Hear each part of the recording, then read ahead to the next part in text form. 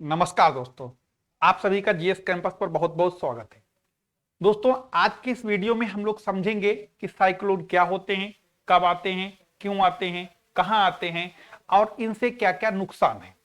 जैसा कि आप देखते होंगे कि ये आपके एग्जाम में तो बहुत पूछा ही जाता है। जैसे कि अभी जो आरओ का एग्जाम हुआ 5 दिसंबर को, इसमें भी पूछा गया था। एक कोई चक्रवात का नाम दिया था कि ये कहाँ आया, बंगाल की खाड़ी में, अरब सागर में, कि कहाँ आया। साथ ही साथ इन्हें अलग अलग जगहों पर अलग अलग नामों से भी जाना जाता है, जैसा कि अभी आगे हम आपको मैप में भी बताएंगे। तो सबसे पहले यहां पर देख लेते हैं कि ये होते क्या हैं। तो सबसे पहले यहां पर हम लोग अगर देखें साइक्लोन होता क्या है, तो साइक्लोन की अगर बात करें तो साइक्लोन, ध्यान रखिएगा, तो अगर हम लोग यहां पर देखेंगे साइक्लोन एक जो होता है वो एक लो प्रेशर एरिया होता है। यानी एक लाइन में अगर आप किसी को बताएं कि साइक्लोन क्या होता है, तो सिर्फ एक लाइन में उसे बताएंगे कि चक्रवात क्या होता है, एक निम्न वायुदाब केंद्र होता है। यानी चक्रवात की अगर आप बात करेंगे कि बताना है किसी को, तो सिर्फ एक लाइन में कि चक्रवात जो होता है वो एक लो प्रेशर एरिया होता है। अब जब लो प्रेशर एरिया होता है तो उसके चारों तरफ जाहिर सी बात है हाई प्रेशर होता होगा, क्योंकि कोई भी चीज रिलेटिव में मेजरमेंट की जाती है। तो चक्रवात एक लो प्रेशर एरिया होता है जो हाई प्रेशर के द्वारा चारों तरफ से घिरा होता है।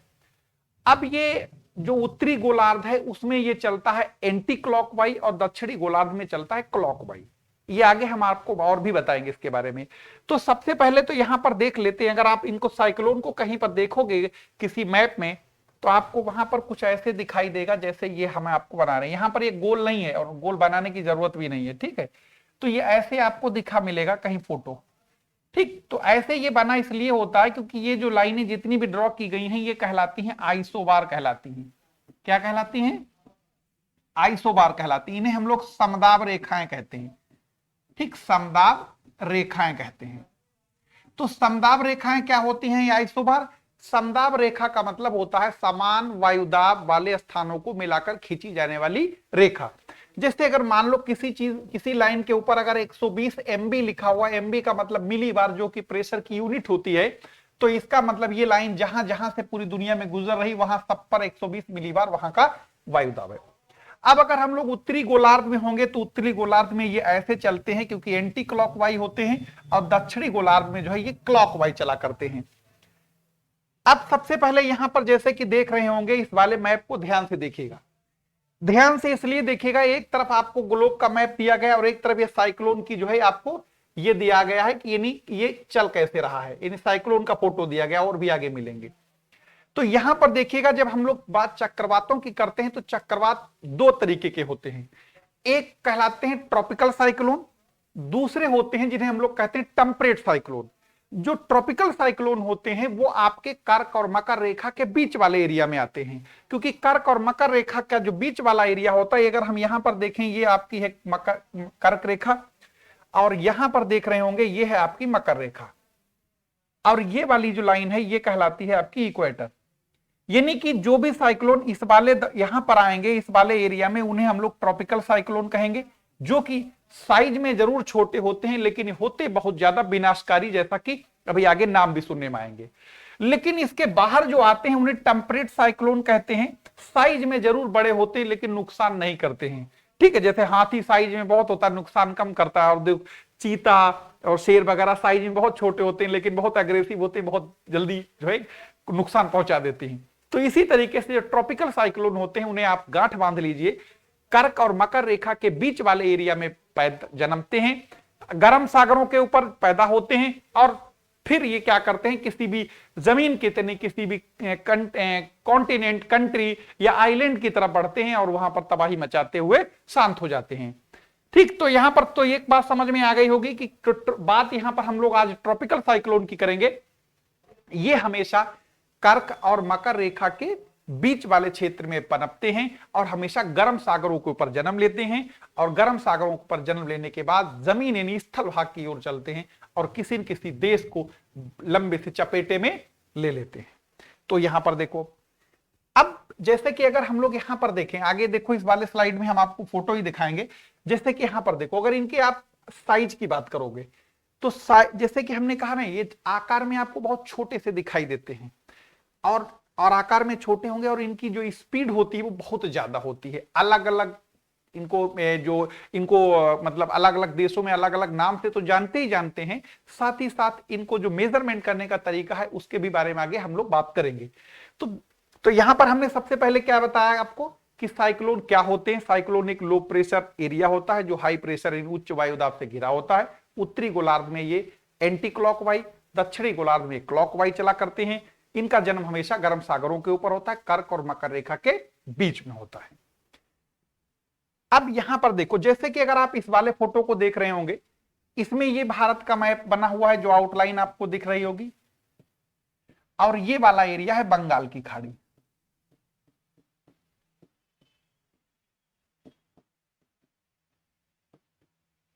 ये अब यहां पर एक फोटो आपको देखिए, ध्यान से देखिए, इस फोटो को देखिएगा, गौर से देखिएगा इस फोटो को, कि इस फोटो में जो आपको दिखाई दे रहा है, तो ये देख रहे हो, ये कहलाता है चक्रवात की आंख कहलाता है, यानी चक्षु कहते हैं। और ये कैसे घूम रहा है? ऐसे ही तो घूम रहा है, एंटी क्लॉकवाइज घूम रहा है ऐसे। और कहां जन्म लिया? ये सागर के ऊपर, यानी बंगाल की खाड़ी में। अब क्या करेगा? बंगाल की खाड़ी में जन्म लेने के बाद ये कहीं स्थिर थोड़े रहेगा, इसको कहीं कोई चलेगा। अब चलेगा कैसे? जैसे कटी हुई पतंग की डायरेक्शन तय करती हैं हवाएं, तो इसी तरीके से जो साइक्लोन डेवलप हुआ, अब ये डिसाइड करेंगी कि जिस एरिया में चलने वाली हवाएं ये जाए किधर को जाए। तो अगर आप यहां पर कभी देखेंगे इस वाले मैप में, जैसा कि अभी हम आपको दिखाएं इस वाले में, इस स्लाइड में, तो देखो यहां पर अगर गौर से देखोगे तो इस ये वाला जो एरिया दिख रहा है, यहां पर आप देखेंगे ये ट्रेड विंड चलती हैं, दिखाई दे रही होगी ऐसे, है ना, ऐसे। ये देखो, ये इधर वाली है दक्षिणी गोलार्ध की और ये उत्तरी गोलार्ध की। अब अगर इस वाले स्लाइड को जैसा कि देखें आप यहां पर, तो इस वाले एरिया में अगर हम लोग ट्रेड विंड की बात करें तो ट्रेड विंड ऐसी चलती है, जिन्हें व्यापारिक हवाएं कहते हैं। तो जब ये कोई भी साइक्लोन अगर बंगाल की खाड़ी में डेवलप होगा, तो जाहिर सी बात है डेवलप होगा तो ये हवाएं क्या करेंगी? इसको इधर की ओर घसीट लाएंगी, और जब इधर की ओर जाएंगी तो या तो फिर इसका सामना तमिलनाडु में से होगा, श्रीलंका से होगा, आंध्र प्रदेश से होगा, उड़ीसा से होगा, और पश्चिम बंगाल, यानी जो पूर्वी तट रेखा है ये इसलिए ज्यादा प्रभावित होती है क्योंकि बंगाल की खाड़ी में जब ये जन्म लेते हैं तो एक तो यहाँ पर जो ट्रेड विंड वाला एरिया है, तो ये हवाएं भी धकेल के इसे अपने साथ इधर की ओर ले आती हैं। ऐसा नहीं कि बंगाल अरब सागर में नहीं बनते, लेकिन अगर अरब सागर में जो बनेंगे वो अफ्रीका की ओर बह जाएंगे क्योंकि वो उधर की ओर चले जाएंगे। तो अब आगे चलते हैं, यहां पर देखें, जैसे कि आप यहां पर देख रहे होंगे, ठीक, ये जैसे कि अगर मान लो कोई भी साइक्लोन यहां अगर डेवलप होगा, जैसे कि हम यहां पर ये सर्किल बना दें आपको, तो ऐसे जब साइक्लोन ये कोई डेवलप हो रहा है या डेवलप हुआ है, तो आप देखोगे यहां पर जो ट्रेड विंड है वो ऐसी चलती है, व्यापारिक हवाएं, और व्यापारिक हवाएं ऐसी चलेंगी तो कुल मिला के भारत की पूर्वी तट रेखा से उसका सामना होगा और यहीं पर आके भारी तबाही मचाते हैं। और हर साल आपने देखते हैं बहुत सारे संख्या में ये आते हैं। इनके नाम अलग अलग देशों के द्वारा रिकमेंड किए जाते हैं, आगे वो भी अभी बताएंगे पूरी स्लाइड में। अब यहां पर देख रहे होंगे जैसे कि एक आपको नाम दिख रहा है, जैसे आजकल ये आया हुआ जवाद, ठीक है, किसने नाम दिया? सऊदी अरब ने नाम दिया, ध्यान रखिएगा, वो आगे आपको बताएंगे भी कैसे दिया जाता है। तो आप जैसे यहां पर भी देख पा रहे होंगे, ये बंगाल की खाड़ी में एक लो प्रेशर एरिया बना और ये देख रहे हैं हवाएं इस तरीके से ये चक्रघिन्नी जैसी काट रही हैं और ये घूमती रहेंगी। जैसे आपने देखा होगा दिवाली या दशहरे में वो चरखी जलाते हो ना, आतशबाजी वाली, यूं यूं घूमती बहुत तेजी से, उसी तरीके से ऐसे ऐसे घूमेगा और जिधर हवाओं का इसको सपोर्ट मिला उधर की ओर जाके भारी तबाही मचाएगा, जैसा कि आपको देखने को आता है हर साल, ठीक है।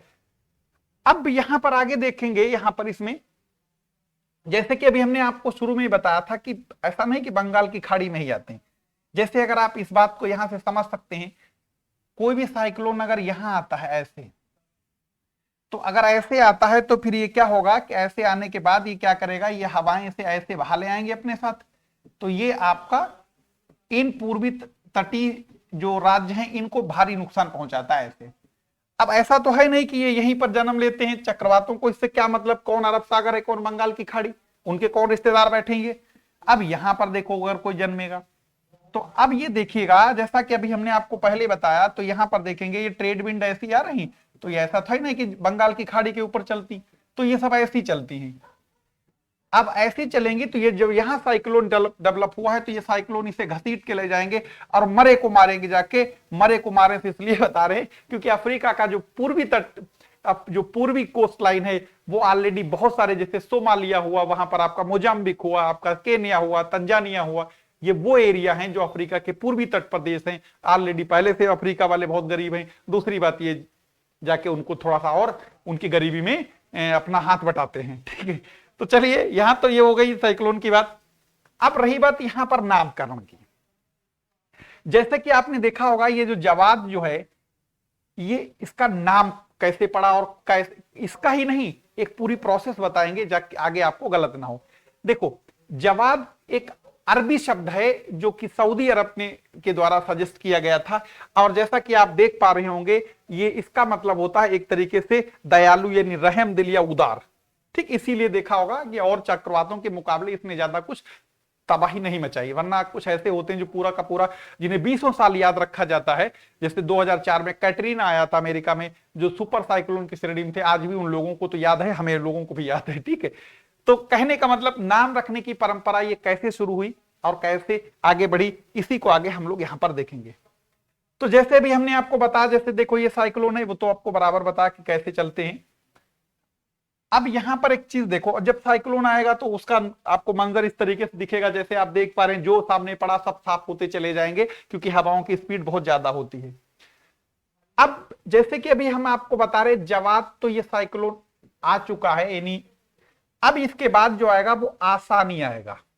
ठीक है, ये इनके नाम अजीबो गरीब लगते हैं सुनने में, आखिर हर आदमी के दिमाग में आता है ये नाम इनके। पहली बात तो ज्यादातर आप नाम देखेंगे ने फीमेल नाम के नाम पर होते हैं, कैटरीना, रीटा, नरगिस, नीलोफर, जने क्या क्या, लेकिन फिर भी कुछ ऐसे भी नाम होते मेल। तो अब ये नाम इनके पड़े कैसे और ये उल जलूल नाम इनके आते कहां से, तो जरा देखो इसको कैसे समझेंगे। यहां पर देखो, यहां पर देखो, सबसे पहले हम आपको यहां पर एक जो लिखा हुआ है इसे आप पढ़ भी सकते हैं, यहां पर एक स्क्रीनशॉट ले लीजिए। बात 1953 की है। कब की? 1953 की। अटलांटिक महासागर में बहुत सारे हरिकेन आते, जैसे आप सुनते होंगे हरिकेन, तो वहां पर ये बराबर आया करते हैं, जैसे अपने यहां भी आते हैं, बहुत जगह पर आते हैं। तो वहां पर क्या हुआ, सबसे पहले इनके नामकरण की शुरुआत होती है, ठीक है, अटलांटिक में।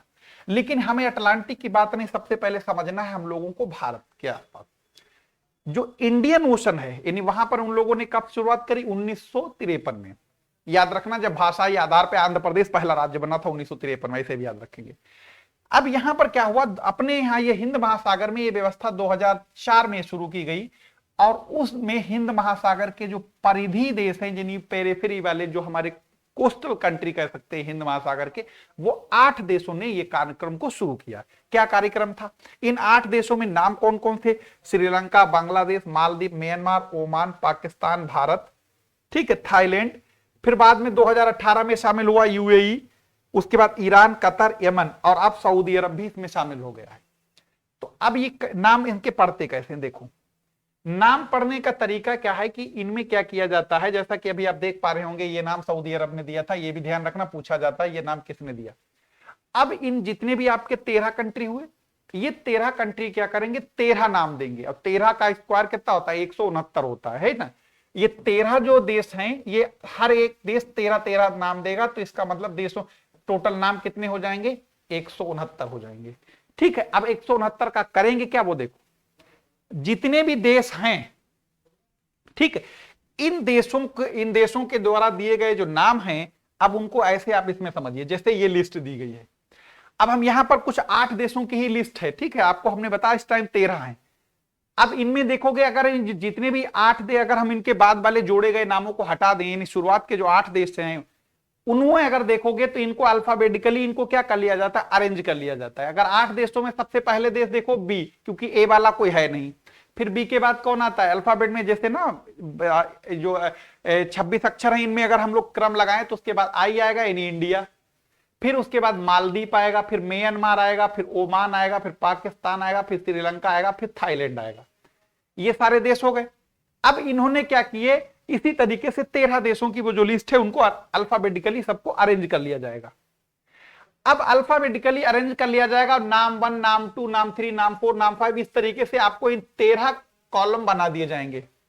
जब ये 13 कॉलम बना दिए गए, तो अब जैसे कि यहां पर बांग्लादेश ने जो नाम सुझाया उसका अपने ये नाम था, ये नाम था, ये नाम था, ये नाम था, इसी तरीके से बांग्लादेश के द्वारा 13 सुझाए गए नाम इस तरीके से ऐसे अरेंज कर लिए जाएंगे।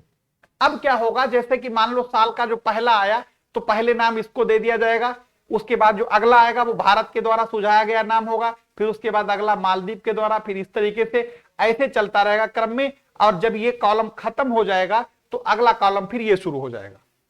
इसी तरीके से ये कॉलम खत्म तो ये शुरू, ये कॉलम खत्म तो ये शुरू, ये कॉलम खत्म तो ये शुरू। तो जैसे कि अभी हमने आपको बताया 169 देश नाम होंगे जो कि 13 देशों के द्वारा सुझाए गए 13 नाम होंगे। इसी क्रम में उनको ऑर्डर लगा लिया जाएगा और इसी आधार पे हम लोगों को पहले से पता लग जाता है कि अगला आने वाला तो जो साइक्लोन होगा उसका नाम क्या होगा। नाम सिर्फ इसलिए जैसे कि अगली बार पता लगा जो अभी नाम सुझाया था किसने था, सपोज करो बांग्लादेश के द्वारा था, सपोज या कुछ जिसके द्वारा, अब मान लो इसका द्वारा सुझाया गया नाम आ चुका है तो जाहिर सी बात है अब के इंडिया का नंबर है और इंडिया का लिस्ट में कौन सा नाम दिया गया वो पहले से मालूम हो जाएगा कि अगला जो साइक्लोन आएगा वो यही वाला होगा। तो उम्मीद करते हैं ये बात समझ में आ गई होगी। यानी 13 देश 13 जो है नाम सुझाए गए तो नाम हो गए 169, उनको 13 इस तरीके के कॉलम में बांट लिया और बांटने के बाद जैसे आया कॉलम नंबर 1 में, जैसे मान लो ये पहला आया तो ये हुआ, फिर ये हुआ, फिर ये हुआ, फिर ये हुआ, ये कॉलम खत्म तो फिर ये वाला अगले साल शुरू, फिर ये शुरू, फिर ये शुरू, फिर ये शुरू, इसी तरीके से चलता रहता है। और फिर जब 169 खत्म तो फिर से रीस्टार्ट, मतलब फिर से वो रील चालू हो जाएगी। लेकिन उन साइक्लोन्स के नाम को उस लिस्ट से हटा दिया जाएगा जिन्होंने इंसानों के दिल दिमाग पर ऐसा भय छोड़ के गए जिन्हें लोग आज भी नहीं भूल सके। यानी जो बहुत ज्यादा डेंजरस होते हैं उनको उस लिस्ट से हटा दिया जाता है, बाकी को ऐसे रख दिया जाता है। अब यहां पर उसके बाद देखो इन्हें अलग अलग जगहों पर अलग अलग नामों से जानते हैं। जैसा कि अभी हमने शुरू में ही कहा था वीडियो के कि ये कर्क और मकर रेखा के बीच में जन्म लेते हैं। तो जितना भी आपको ये कलरफुल दिखाई दे रहा है वो ये एरिया है इसी, क्योंकि ट्रॉपिकल साइक्लोन है। अब देखोगे जैसे कि आप यहां पर आएंगे तो ये वाला एरिया जो है मैक्सिको की खाड़ी यानी अटलांटिक ओशन का है। यहां पर जो साइक्लोन आते हैं इन्हें हरिकेन कहते हैं। साइक्लोन ही होते हैं, ऐसे जैसे अपने यहां आते हैं वैसे वहां आते हैं, लेकिन सिर्फ नाम बदले हुए होते हैं। जैसे जब गर्म हवा चलती तो हम लोग लू कहते, तो कहीं खामसिन कहते हैं, कहीं ब्रेकफील्ड कहते हैं, कहीं चिनूक कहते हैं, कि हम हरमट्टान कहते हैं, कहीं सिराको कहते हैं, कहीं डॉक्टर बिंड कहते हैं, कहीं अलग अलग जगहों पर अलग अलग नाम से जानते हैं। तो उसी तरीके से ये भी है। यानी कि जो हरिकेन है वो आपके मैक्सिको की खाड़ी यानी अमेरिका और जो मैक्सिको का एरिया है इसके जो कोस्टल एरिया में आएंगे यहां पर उन्हें हरिकेन कहा जाएगा। फिर आगे आते हैं यहां पर देखो इंडियन ओशन में जो भी आएंगे उन्हें हम लोग क्या कहते हैं, उन्हें साइक्लोन कहते हैं। जैसा कि आप यहां पर ये देख पा रहे होंगे, सॉरी चक्रवात कहते हैं, ठीक ये वाला एरिया। उसके बाद यहां पर चले जाएंगे तो ये चीन, फिलीपींस और जापान वाला एरिया यानी जो ये चाइना यानी जो प्रशांत महासागर का पश्चिमी एरिया है यहां पर जो आते हैं उन्हें हम लोग टाइफून कहते हैं, ठीक है टाइफून।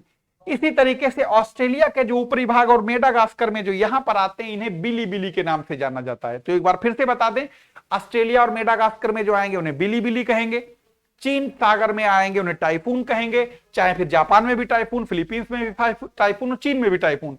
इंडियन ओशन में जो आता है उन्हें साइक्लोन कहते हैं, मैक्सिको की खाड़ी में जाता है उन्हें हम हरिकेन कहते हैं। तो ये तो हो गए अलग अलग देशों में उनके नाम। अब यहां पर क्या करना है, जैसे कि आप यहां पर देख पा रहे होंगे ये हरिकेन वाला एरिया है, ये साइक्लोन वाला एरिया है, ये यहां पर बिली बिली वाला एरिया है और ये टाइफून वाला एरिया है। अब जैसे आप बार बार वही स्लाइड लगी हुई आप उसमें देख सकते हैं कि कौन से कहां पर आते। अब यहां पर ये रही बात, ये नापता कौन है इनको, ठीक है, इनके मेजरमेंट की बात करते हैं। तो देखो इनमें हमने जैसे भी पहले बताया, जैसे भूकंप को नापने का एक इंस्ट्रूमेंट है, टेम्परेचर को नापने का, सबका एक नापने का एक इंस्ट्रूमेंट है। तो जो हरिकेन होते हैं वो चक्रवात होते हैं, उनको जो नापने का काम करता है साफिर सिम्पसन। साफिर सिम्पसन ये दो व्यक्ति थे अलग अलग, इन दोनों ने इसको बनाने में मतलब बनाया इन दोनों के द्वारा गया, इसीलिए इसका नाम है साफिर सिम्पसन। ये इंस्ट्रूमेंट जो साफिर सिम्पसन है वो नापता है इसकी फ्रीक्वेंसी को चक्रवात की। लेकिन आपके एग्जाम में जब भी पूछा जाता है तो उसमें आता है हरिकेन को कौन नापता है, तो हरिकेन भी चक्रवात है, टाइफून भी चक्रवात है, बिली बिली भी चक्रवात है, चक्रवात ही चक्रवात है। तो जाहिर सी बात है नाम जरूर उसका लिखा हुआ है। तो आप ये ध्यान रखिएगा जितने भी ये चक्रवात यानी बवंडर हैं जो विनाश मचाते हैं, इनमें टार्नेडो को छोड़कर सभी के लिए ये डिवाइस यूज होती है, सिर्फ कहने और सुनने का फेर है। यानी हरिकेन को भी यही, साइक्लोन को भी यही, टाइफून को भी यही, बिली बिली को भी यही, ठीक। बस सिर्फ याद रखिएगा जो टॉर्नेडो होता है, जो कि सभी प्रकार के साइक्लोन्स में सबसे विनाशकारी होता है, उसके बारे में बताएंगे, उसको छोड़कर बाकी सभी को यही नापता है। जैसे आपको पता है कि हर एक जो रिक्टर होता है उसमें 0 से लेकर 9 तक नंबर पड़ा होता है, ठीक है, तो 0 से लेकर 9 तक रिक्टर में होता है। इसी तरीके से जो साफिर सिम्पसन इंस्ट्रूमेंट है, इसमें आपका 0 से लेके, और इसमें 0 से लेके कितना होता है, 5 तक होता है। और 5 पर आने का मतलब इसे माना जाता है सुपर साइक्लोन की श्रेणी में रखते हैं। और सुपर साइक्लोन का मतलब उस साइक्लोन्स की जो स्पीड है हवाओं की वो 249 किलोमीटर से ज्यादा होगी। 250 हो, 260 हो, 280, फिर मतलब नहीं। यानी जो सुपर साइक्लोन होते हैं वो रिक्टर यानी जो साफिर सिम्पसन है उस पर 5 श्रेणी पर जब वो पहुंच जाते हैं तो वो सुपर साइक्लोन बन जाते हैं। और सुपर साइक्लोन का स्पीड 249 किलोमीटर प्रति घंटे से ज्यादा होगी, और इसके नीचे रहेंगे तो वो नॉर्मल साइक्लोन कहलाएंगे। ठीक है, ये हो गए। अब एक तीसरा जो सबसे जो लास्ट में अभी हमने आपको बताया था, एक होता है आपका टॉर्नेडो। ये भी एक साइक्लोन ही होता है, ठीक है। तो ये साइक्लोन कैसा होता है, जरा ध्यान से सुनिएगा।